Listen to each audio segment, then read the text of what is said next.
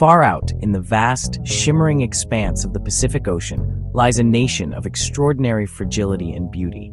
This is Tuvalu. It is not a land of towering mountains or sprawling continents. Instead, it is a delicate string of 9 tiny coral atolls and reef islands.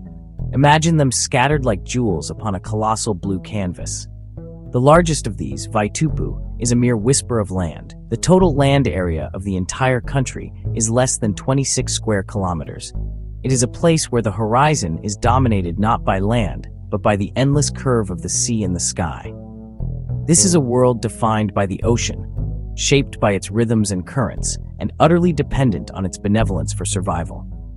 These islands are home to the Tuvaluan people, a community of around 11,000 souls. Their ancestors were some of the most remarkable seafarers the world has ever known. They were Polynesians, master navigators who traversed the immense, featureless Pacific using only the stars, the sun, the swell of the waves, and the flight of birds. They arrived in these atolls thousands of years ago, likely from the islands of Tonga and Samoa. They brought with them their language, their traditions, and an intimate understanding of how to live in harmony with the sea. The atolls are low-lying rings of coral that have grown over millennia on the rims of submerged volcanic cones. Life here is lived in constant, close proximity to the water's edge. The quiet isolation of these islands was eventually interrupted by the arrival of European explorers. In 1568, the Spanish navigator Álvaro de Mendana became the first European to sight the islands, spotting Nui Atoll. However, sustained contact did not begin for several centuries. It was not until the 19th century that traders, whalers, missionaries bringing with them new goods, new beliefs, and new diseases. This period marked a profound and irreversible change for the Tuvaluan people, as their world began to intersect with the sprawling ambitions of distant empires. This growing European influence culminated in 1892. Great Britain, seeking to assert its strategic interests in the Pacific, declared the islands a British protectorate. They were then known as the Ellis Islands. They were administered alongside the neighboring Gilbert Islands. The Gilbert Islands, populated primarily by Micronesian people. For over 80 years, the two distinct cultural groups were governed as a single entity, the Gilbert and Ellis Islands Colony. In 1974, a referendum was held. They voted overwhelmingly to separate from the Gilbert Islands and chart their own course as a separate British dependency. The name the newly independent nation chose for itself is deeply meaningful. Tuvalu is not a name imposed by outsiders. It is a name that springs from the very heart of their land and their language. In the Tuvaluan language, tu means to stand or to stand up. Valu means 8. Combined, Tuvalu translates to 8 standing together. This name refers to the 8 traditionally inhabited islands of the archipelago. For centuries, these 8 communities stood as distinct yet interconnected entities, forming the foundation of the nation. The name is a powerful declaration of unity and solidarity among the islands that make up the country. Interestingly, there are 9 islands in the Tuvalu chain, not 8. The 9th island, Niulakita, was uninhabited for a long period of time.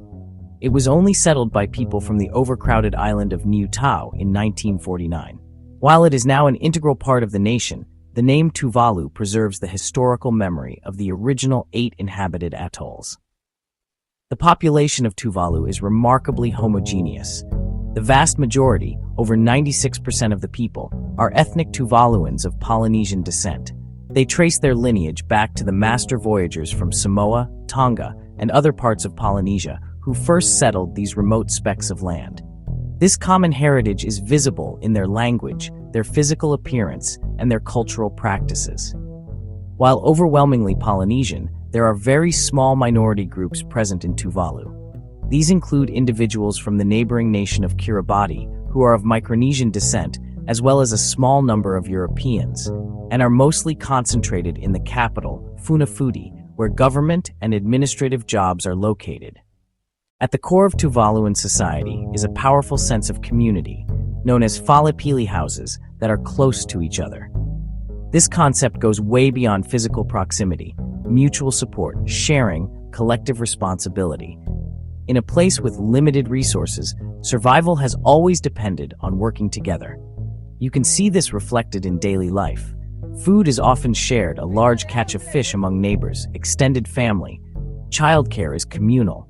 Elders are cared for with immense respect within the family unit. Celebrations in Tuvalu are vibrant and joyous affairs that bring the entire community together.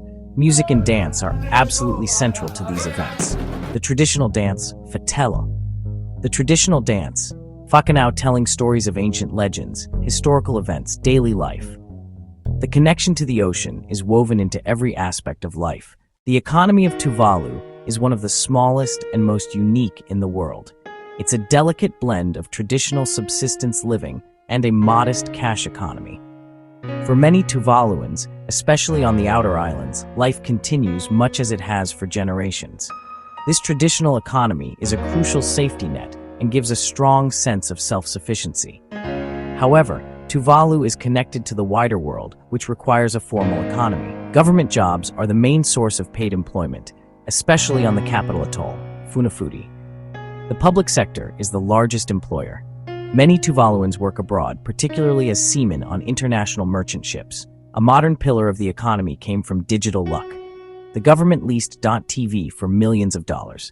That windfall helps fund government services. Despite these incomes, Tuvalu faces big challenges. There's a growing gap between urban life on Funafuti and the traditional lifestyle of the outer islands.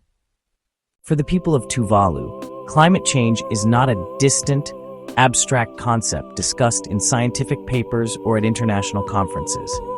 It is a clear and present danger, an existential threat that is visible in their daily lives. The nation's highest point is only about 4.5 meters above sea level, making it one of the most vulnerable places on Earth to the impacts of rising sea levels. As global temperatures increase, polar ice caps melt, ocean water expands, the sea creeps relentlessly higher. This gradual rise threatens to inundate the very land that the Tuvaluan people call home. Coastal erosion is rampant, with precious land being washed away by the encroaching tides.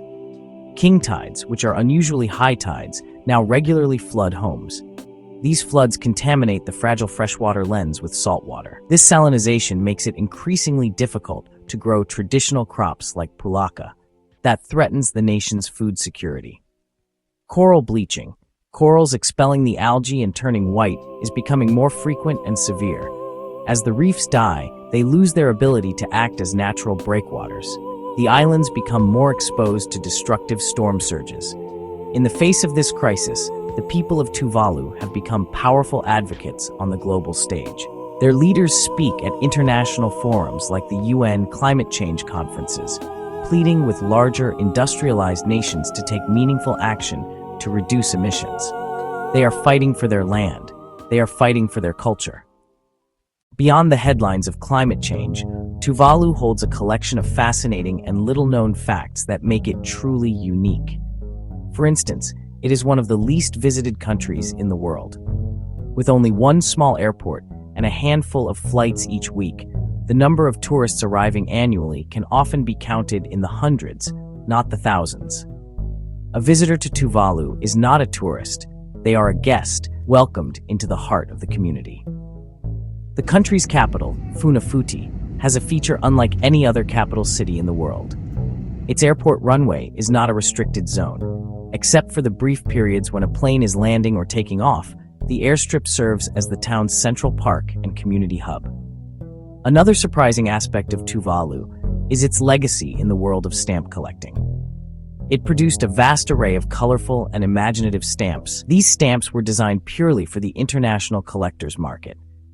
Ultimately, the most special thing about Tuvalu is its people. Their resilience, their warmth, and their unwavering spirit in the face of an unimaginable crisis are truly extraordinary.